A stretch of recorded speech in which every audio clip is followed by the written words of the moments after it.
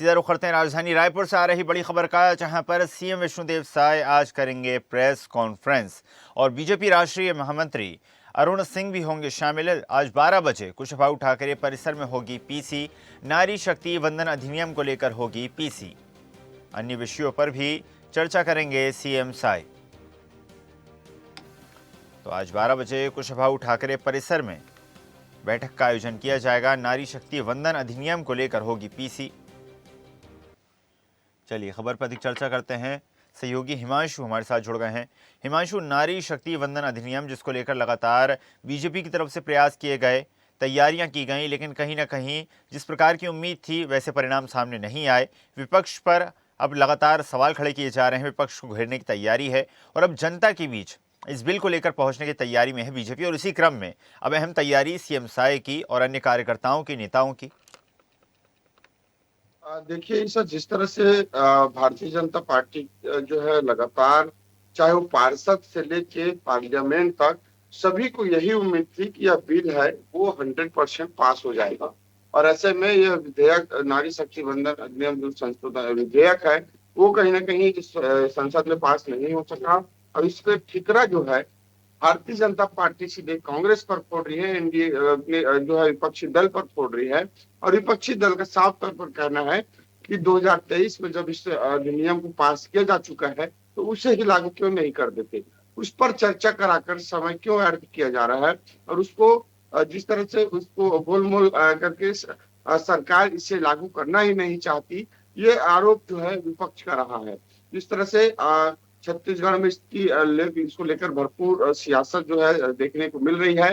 बीते दिन हमने देखा कांग्रेस से तमाम दिग्गज प्रेस कॉन्फ्रेंस आयोजित कर साफ तौर पर उनका कहना है कि नए जनगणना के हिसाब से मतदाताओं की संख्या और अपडेट के बाद, महिलाओं की भागीदारी अपडेट के बाद, उस नए जो डाटा है उसके आधार पर जो 33% आरक्षण को लागू किया जाए, इस पर हम सहमति जताते हैं।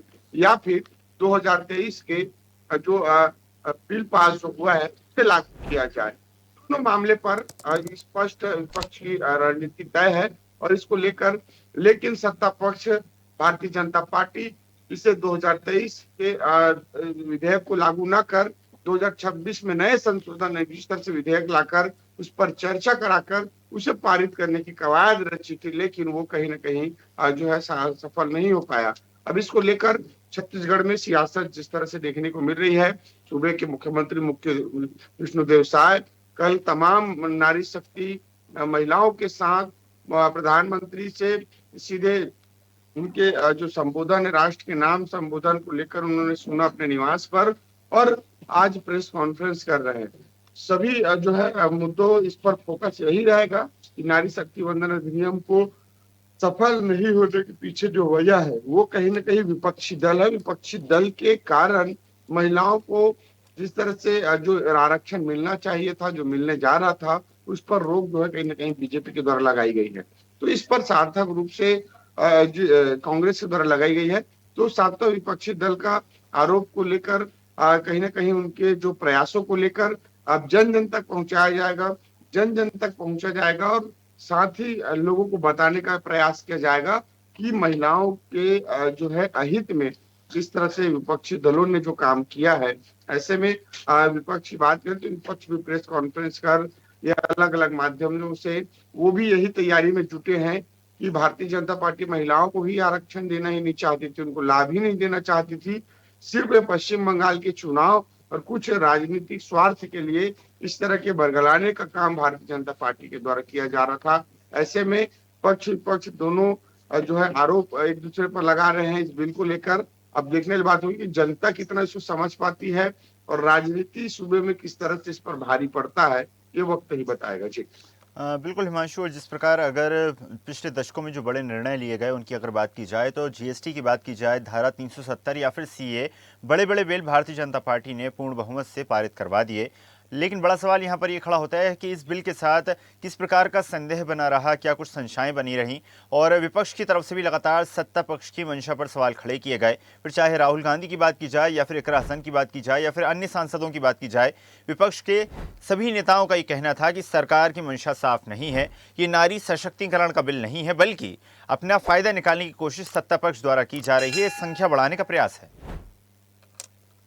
निश्चित तौर पर, क्योंकि जिस तरह से 78 सांसद, महिला सांसद अभी सदन में मौजूद है, ऐसे में लगातार इसकी संख्या कैसे बढ़ाई जाए, नए डाटा के साथ अभी जो वर्तमान में जो डाटा है, जो संख्या है, जो मतदाताओं की, उसके आधार पे अगर इसको लागू किया जाएगा तो निश्चित तौर पे जो महिलाओं की संख्या है वो 78 से बढ़ के 150 के आसपास पहुंच जाता है, और ऐसे में महिलाओं की जो संख्या, भागीदारी वो बढ़ जाती है। तो 33% आरक्षण की बात जिस तरह से किया जा रहा है, ऐसे में विपक्ष का साफ तौर पे स्पष्ट कहना है कि हमारी इस बिल को लेकर कहीं कोई विरोध नहीं है, हम सत्ता सरकार के समर्थन जरूर करेंगे, बशर्ते 2023 के जो अधिनियम है उसको लागू कर दे जो पास हुआ है, या नई जनगणना नीति के अनुसार 33% आरक्षण ले ले, दोनों में से एक कंडिका अपना ले, हम इसका समर्थन करेंगे, जिस तरह से चरणदास महल ने कहा है। ऐसे में लगातार अब सरकार तो चाहती है कि अभी जो तत्कालीन जो डाटा है उसके आधार पर जो है इसके 33% आरक्षण उसी से निकाला जाए।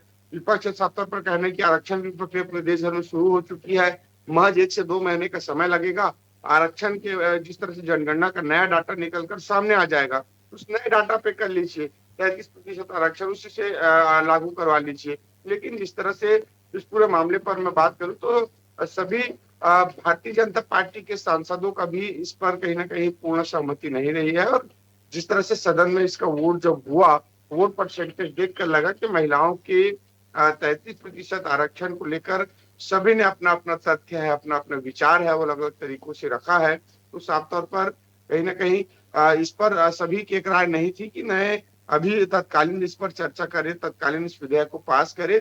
इसकी परिणति साफ तौर पर दिखाई पड़ी कि सदन में विधेयक है वो गिर गया।